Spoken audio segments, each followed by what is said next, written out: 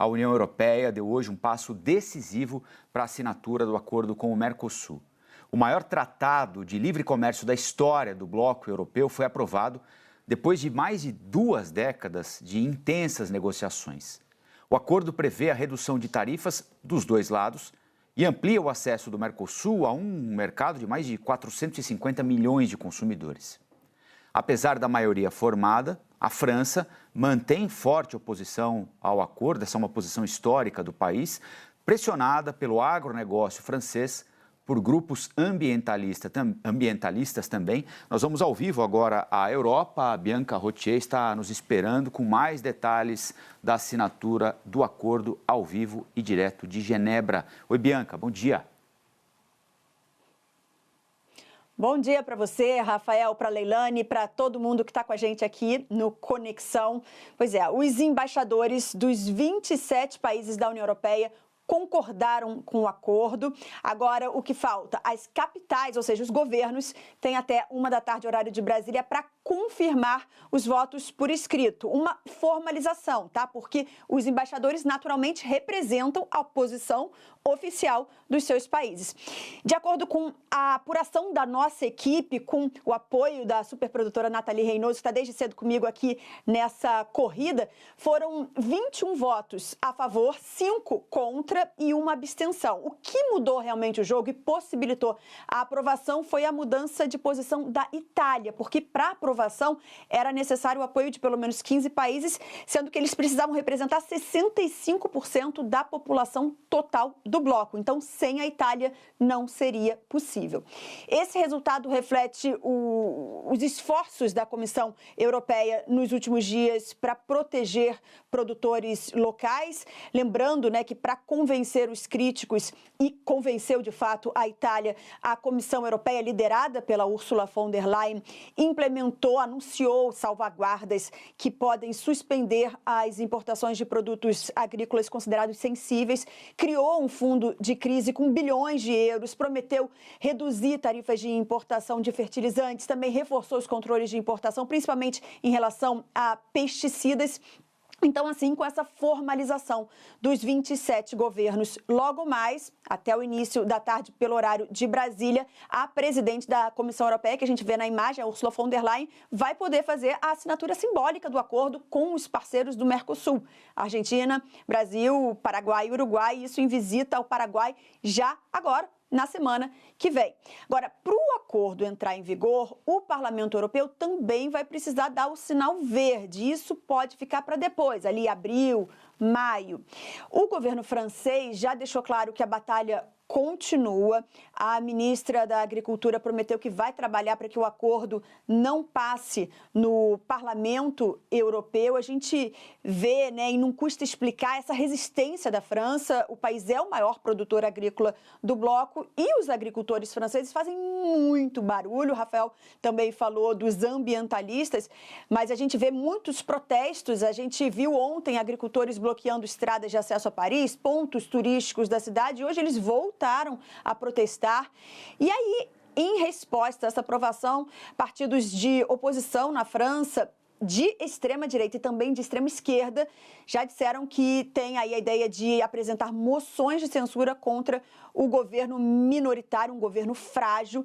É improvável que o Reunião Nacional e a França Insubmissa consigam mesmo votos suficientes para derrubar o governo, mas a simples ameaça deixa muito evidente a situação política interna, né? Há pouco mais aí de um ano das eleições presidenciais francesas, no ano que vem, com um avanço da extrema-direita. Agora, apesar de todo esse impasse dentro da França, a União Europeia, portanto, conseguiu avançar. Sobre o Parlamento Europeu, tem analista que avalia que a votação, dentro aí de alguns meses, ela até pode ser apertada, viu?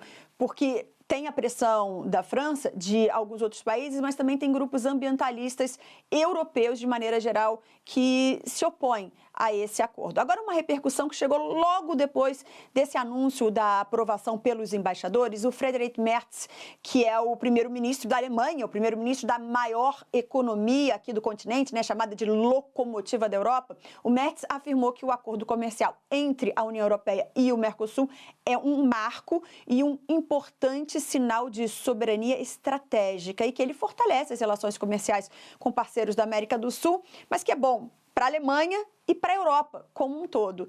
Ele também frisou, Rafael e Leilani, que 25 anos de negociações foi tempo demais. Então, a votação dessa manhã, só reforçando, foi numa reunião entre os embaixadores do bloco. Agora os governos devem formalizar suas posições até 13h, horário de Brasília, bem aí no finzinho do Conexão. A gente vai seguir acompanhando e analisando, né, gente, todas as repercussões e todo o impacto desse acordo, esse acordo gigantesco que envolve aí mais de 700 milhões de consumidores somando os dois blocos e tão aguardado, tão negociado, mais de 2 décadas de negociações, como disse o Merz, foi tempo demais. Vamos aos próximos passos. Agora é acompanhar a implementação. Bianca Rotier, ao vivo e direto de Genebra, na Suíça. Tempo demais, né, gente? Vamos aqui analisar esse dia histórico com os nossos comentaristas Miriam Leitão e Valdo Cruz, em Brasília. Queridos, muito bom dia aos dois. Seca. Miriam, vamos lá. Nossa, nem bebi água hoje. A Bianca tá querendo água. 25 anos negociando e sai o acordo num momento super importante para o Brasil, né? Miriam chegou aqui e falou, eu tenho apuração sobre isso.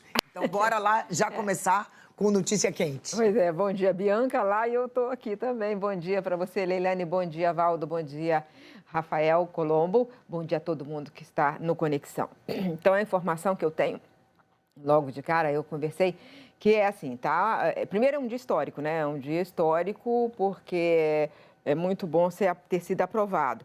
E agora, nesse momento, o que eles estão me dizendo é que está um momento, assim, de um silêncio, porque estão esperando a formalização, como a Bianca Rotier contou, a formalização por escrito. Já indicaram que votam contra, além da França, Hungria, Polônia, Áustria e Irlanda. E houve a abstenção da Bélgica, mas tudo isso é insuficiente para barrar o acordo. Então, mas ele vai passar por pouco. E eu perguntei quais são os próximos passos. Aí tem a assinatura pela Ursula von der Leyen, junto com os ministros do Mercosul, e depois a ratificação pelo parlamento, que a Bianca está dizendo que não vai ser fácil, vai ser outra batalha. Aí pelos nossos congressos, não precisa de ratificação pelos parlamentos nacionais europeus, mas precisa pelos parlamentos nacionais do Mercosul. E assim que entra em vigor, assim que um parlamento do Mercosul aprovar e o parlamento do europeu aprovar, aí já entra para aquele país, né? E aí, se os outros países vão entrando conforme a aprovação pelos parlamentos. E é isso, a torcida de todos os negociadores do Brasil que estão lá é para que tudo corra no parlamento lá e no nosso também, e que seja rápido. Agora a gente quer ver a finalização dessa decisão. Agora eu quero comentar. Vamos lá. Eu quero comentar. A mudança de posição da Itália foi fundamental? Foi fundamental. Ela impediu que a França formasse a minoria bloqueadora, né? Não precisava de maioria, precisava de uma minoria que vetasse. Aí eles conseguiram ao tirar a Itália. E esse acordo é importante. Para além da torcida brasileira e tal, Brasil e Europa têm um comércio de 100 bilhões, é muito importante. Mas é importante para a Europa, que estava ficando isolado como bloco. É importante para o Mercosul, para o Brasil, mas é importante para o mundo. Porque nesse momento que os Estados Unidos estão produzindo um retrocesso no comércio internacional com o seu protecionismo, votando contra, fazendo todas as medidas contra o livre comércio e também as negociações multilaterais. Esse é um sinal importante para o mundo também de voltar a apostar no livre comércio, na negociação de redução das barreiras para que haja mais comércio. Eu quero alertar para um problema. O Brasil está dando um tiro no pé, acabando com a moratória da soja. A moratória da soja é um acordo feito há 20 anos atrás entre produtores e exportadores de soja, para que não se comprasse, não se comercializasse soja produzida em área de desmatamento recente. Pois bem, esse acordo deu super certo, reduziu o desmatamento ligado à soja e aumentou a produção de soja. Mas as forças retrógradas, as forças do passado estão combatendo e estão tendo sucesso nesse combate à moratória da soja.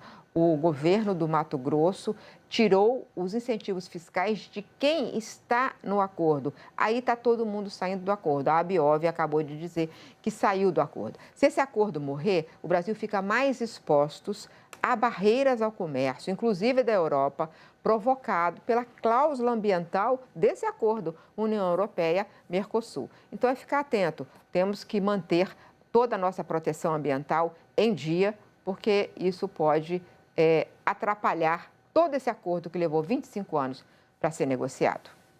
Que coisa, hein? Valdo, bom dia. Como a Miriam destacava, é um momento de levantamento de muros pelo mundo a partir da forma como o presidente norte-americano Donald Trump lida com o comércio internacional. Isso, evidentemente, aumenta a relevância da assinatura desse acordo, um quarto de século depois do início das negociações.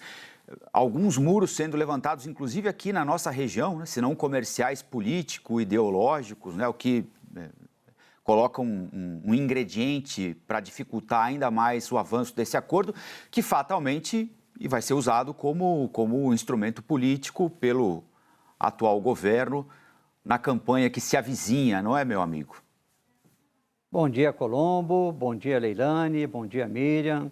Bom dia, assinantes. Uma sexta-feira iluminada para todos nós e uma sexta para comemorar, né? Depois de 25 anos em negociação, você fechar esse acordo entre União Europeia e Mercosul, ainda faltam alguns detalhes, como a Miriam explicou, os parlamentos, depois que a Ursula von der Leyen vier, que é o Paraguai, e fazer essa assinatura deste acordo, é preciso que os parlamentos de cada país ali aprovem esse grande entendimento que foi feito, criando esse mercado gigantesco entre esses dois blocos. Então, mas é um momento de comemoração, celebração. Principalmente, como a Miriam disse, neste momento em que Donald Trump acaba mudando toda a política comercial americana, que foi sempre baseada nas últimas décadas na abertura de mercados, e com isso os Estados Unidos cresceram muito, avançaram pelo mundo afora, passaram a dominar boa parte da indústria, do comércio mundial, e agora está retrocedendo, né?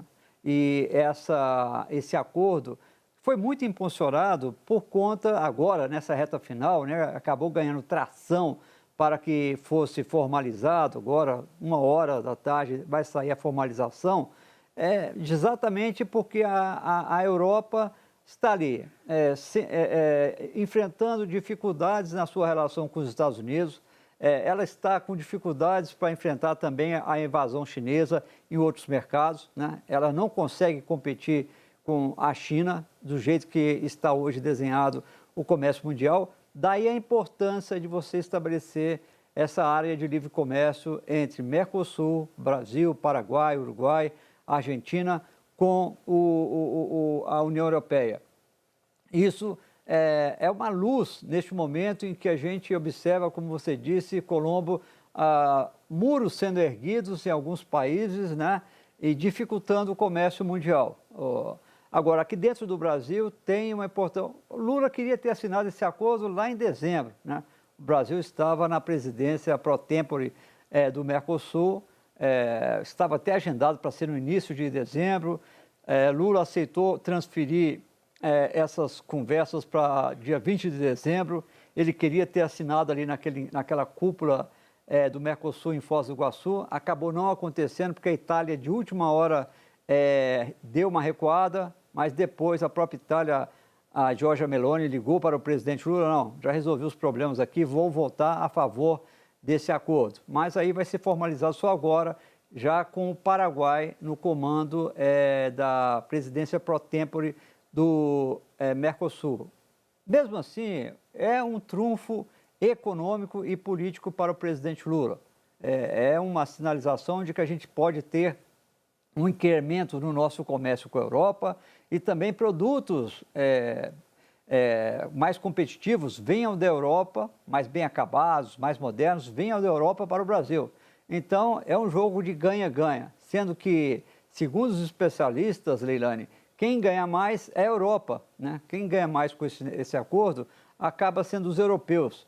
Daí é difícil acreditar, confiar nessa. Por que a França estava se opondo tanto assim? É muito mais uma questão política, porque depois de todas as salvaguardas criadas e aprovadas para defender os produtores rurais da Europa, eles estão ficando muito bem protegidos. Então, acabou sendo muito mais uma questão de política ali dentro da França, mas agora, pelo visto, Leilani, ainda bem, a gente está dando um empurrão final nesse acordo. Olha que eu estou aqui em Brasília mais tempo do que esse acordo vem sendo negociado, Leilani. Pois é, Valdo, a gente agora pode dizer sextou para o acordo União Europeia-Mercosul. Finalmente, né? Sextou.